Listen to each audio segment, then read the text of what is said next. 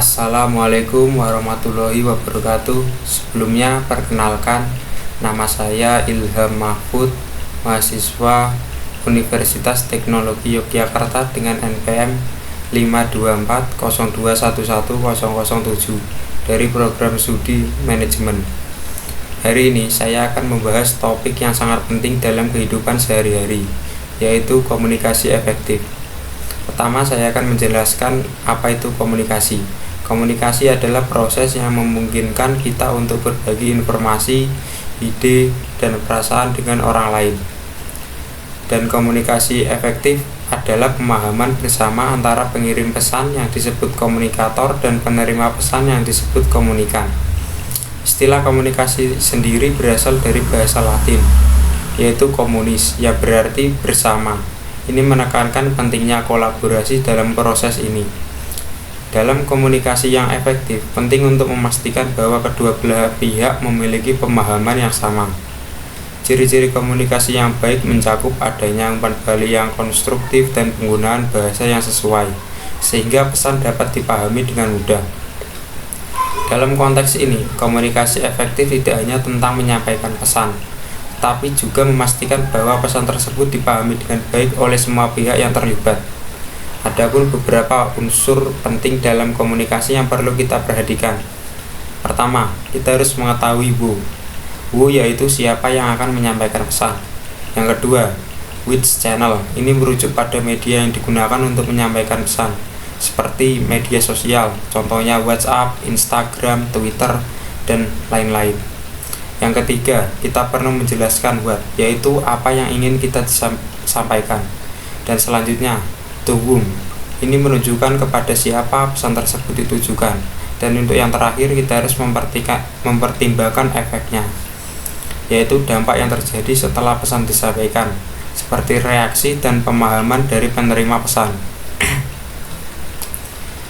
Ada beberapa prinsip yang perlu diperhatikan dalam komunikasi efektif. Yang pertama, baik komunikator maupun komunikan harus siap dan termotivasi untuk berinteraksi. Keterampilan komunikasi yang baik juga sangat penting, termasuk kemampuan untuk mendengarkan dengan aktif dan menyampaikan pesan dengan cara yang terstruktur. Selain itu, komunikasi harus bersifat timbal balik, yaitu di mana kedua pihak saling memberikan umpan balik yang relevan. Pesan yang disampaikan juga harus sesuai dengan konteks agar dapat diterima dengan baik. Manfaat dari komunikasi efektif sangat beragam, mulai dari meningkatkan hubungan antar individu, memperkuat kerja tim, hingga mengurangi potensi konflik yang mungkin muncul akibat kesalahpahaman. Dalam konteks organisasi, terdapat beberapa jenis komunikasi yang perlu kita ketahui. Komunikasi ke bawah adalah komunikasi yang mengalir dari individu di tingkat yang lebih tinggi dalam hierarki perusahaan ke mereka yang berada di tingkat lebih rendah. Sebaliknya, komunikasi ke atas terjadi ketika komunikator berada pada tingkat yang lebih rendah dalam hierarki organisasi daripada penerima pesan. Selain itu, ada juga komunikasi horizontal yang terjadi lintas fungsi di dalam organisasi, dan komunikasi diagonal yang melibatkan interaksi lintas fungsi dan tingkatan. Namun dalam praktiknya, terdapat beberapa penghalang yang dapat menghambat komunikasi efektif. Salah satunya adalah kerangka referensi, di mana individu yang berbeda dapat menginterpretasi komunikasi yang sama secara berbeda, tergantung pada pengalaman mereka sebelumnya. Selain itu, mendengarkan efektif juga menjadi tantangan, di mana kita cenderung menghambat informasi baru, terutama yang bertentangan dengan apa yang kita percayai.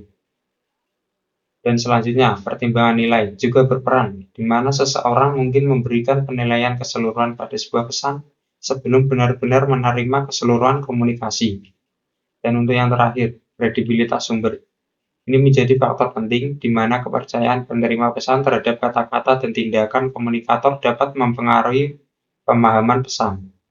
Untuk dapat berkomunikasi secara efektif, ada beberapa keterampilan yang perlu dimiliki. Contohnya kepedulian terhadap lawan bicara, selalu berpikir jernih, dan kemampuan mendengarkan aktif adalah beberapa di antaranya. Selain itu, penting juga untuk dapat menyampaikan pesan dengan jelas dan mencari solusi atas masalah yang mungkin muncul dalam proses komunikasi dan Selanjutnya, untuk meningkatkan komunikasi, ada beberapa langkah yang dapat diambil. Pertama, penting untuk menindaklanjuti pesan yang telah disampaikan untuk memastikan bahwa makna yang ingin disampaikan benar-benar diterima. Selanjutnya, kita perlu mengatur alur komunikasi baik dalam hal kualitas maupun kuantitas. Selanjutnya, memanfaatkan umpan balik juga sangat penting, karena memberikan kesempatan bagi penerima pesan untuk menanggapi dan memberikan respon. Selain itu, kita harus berusaha untuk memiliki empati, yaitu menempatkan diri pada posisi penerima pesan agar dapat memperkirakan bagaimana mereka menerjemahkan dan memaknai pesan-pesan yang disampaikan. Terakhir, repetisi dapat membantu memastikan bahwa pesan yang tidak dipahami dapat disampaikan kembali dengan cara yang lebih jelas.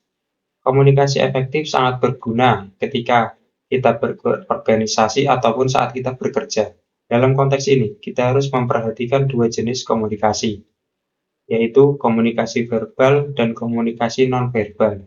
Komunikasi verbal harus dilakukan dengan tanggung jawab, berempati, dan tidak terburu-buru. Sementara itu, komunikasi nonverbal harus memperhatikan budaya setempat, agar pesan yang disampaikan dapat diterima dengan baik. Dan sebagai penutup, mari kita ingat bahwa komunikasi yang baik adalah kunci untuk mencapai tujuan bersama. Dengan menerapkan prinsip-prinsip komunikasi efektif dalam kehidupan sehari-hari dan di tempat kerja, kita dapat meningkatkan hubungan dan kolaborasi dengan orang lain. Dan terima kasih atas perhatian Anda. Kurang lebihnya mohon maaf dan semoga materi ini bermanfaat bagi kita semua. Wassalamualaikum warahmatullahi wabarakatuh.